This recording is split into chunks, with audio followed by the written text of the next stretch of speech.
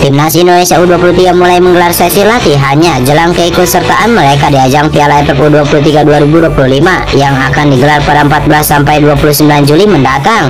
Dari total 30 nama yang dipanggil pelatih Gerard Vandenberg, sebanyak 28 pemain hadir dan mengikuti sesi latihan perdana ini.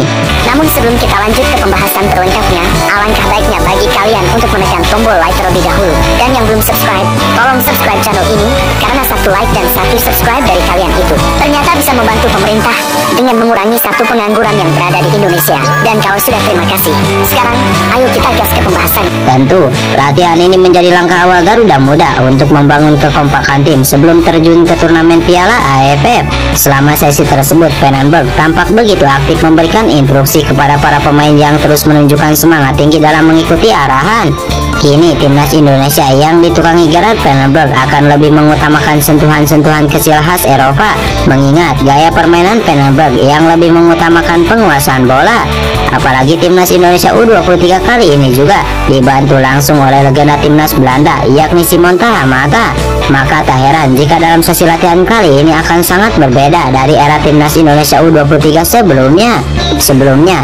Vandenberg mengungkapkan dirinya sangat menantikan kehadiran para pemain pilihan. Ia menyebut total 30 pemain yang dipanggil sudah sesuai dengan kebutuhan tim dan rencana program latihan pun telah disusun. Kegilaan fans timnas Indonesia ternyata bukan hanya omong kosong belaka. Ya, baru-baru ini sebuah fakta mengejutkan terungkap bahwa penggemar tim Merah Putih mencatatkan jumlah kehadiran penonton terbanyak di antara 18 tim yang bersaing di babak ketiga kualifikasi Piala Dunia 2026 zona Asia. Hal ini jelas membuktikan betapa dahsyatnya loyalitas penggemar Merah Putih.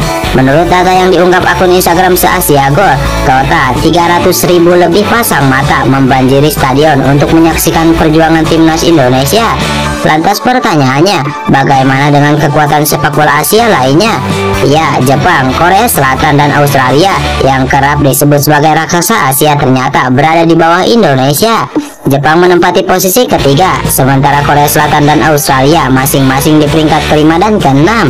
Sementara untuk posisi kedua ditempati oleh Irak dengan 275.000 penonton, dan Cina menyusul di peringkat keempat dengan 252.000 penonton.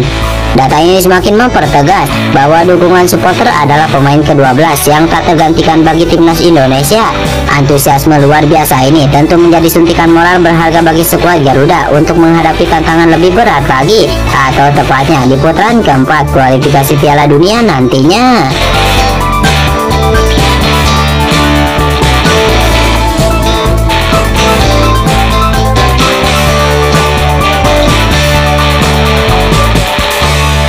Setelah sebelumnya hanya kabar belaka, kini rumor kepindahan bek tangguh timnas Indonesia yakni JEJ ke Udinese semakin menguat.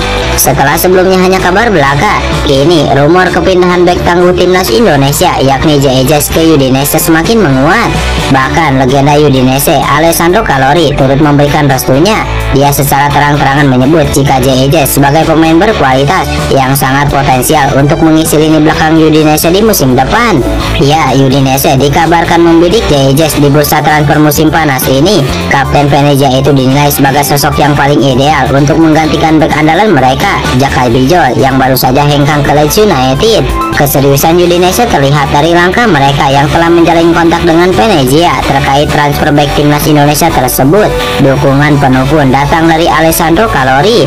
Pria yang pernah menjadi pilar pertahanan Udinese ini menilai jika JEJ memiliki paket lengkap untuk lini pertahanan Udinese musim depan. Calori juga menambahkan bahwa pengalaman JEJ sebagai kapten Venezia menjadi nilai plus, meskipun ia mengakui bahwa peran kepemimpinan di tim yang berbeda akan memiliki tantangannya tersendiri. Meskipun menyambut baik potensi kedatangan JEJ, Calori juga memberikan peringatan tegas. Ia menekankan bahwa siapapun yang nantinya akan menjaga jantung pertahanan Udinese harus mampu menunjukkan kualitas dan karakter kuat di lapangan. JEJ adalah pemain yang bagus dan dari segi fisik pun ia tampak seperti salah satu taruhan yang bisa dimenangkan oleh Udinese.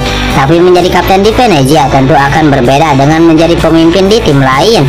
Namun dalam hal ini masalah kepemimpinan tidak akan terlalu muncul karena di Udinese sudah ada kapten. Penyerang muda keturunan Indonesia yakni Moro Jesra dikabarkan masih dalam proses mengurus naturalisasi untuk bela tim nasional Indonesia.